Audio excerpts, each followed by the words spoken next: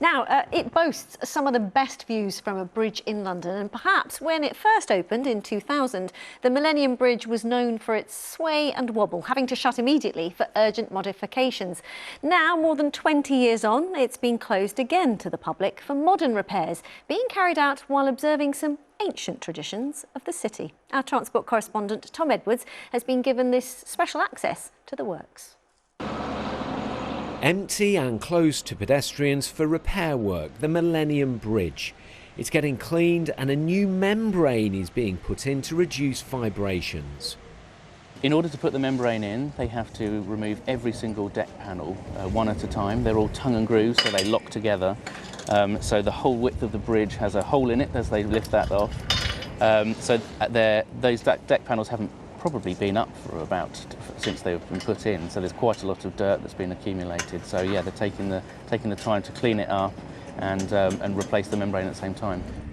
This could be one of the busiest footbridges in the world. It's normally absolutely packed with tourists and has become an attraction in its own right. It links, obviously, Tate Modern and St Paul's Cathedral, but it didn't start well.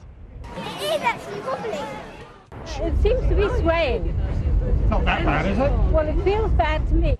The Millennium Bridge opened in the year 2000, but embarrassingly on the opening day, people suffered what engineers call synchronous lateral excitation. In other words, wobbling. From that, the bridge got the nickname the Wobbly Bridge, which has stuck. It reopened in 2002 after the wobble had been fixed.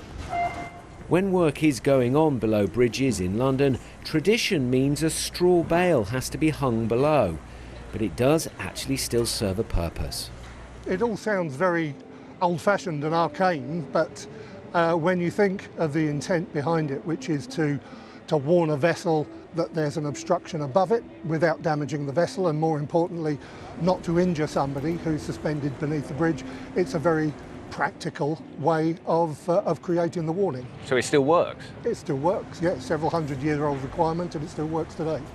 The capital's busiest pedestrian bridge should reopen on November the 5th. Tom Edwards, BBC London.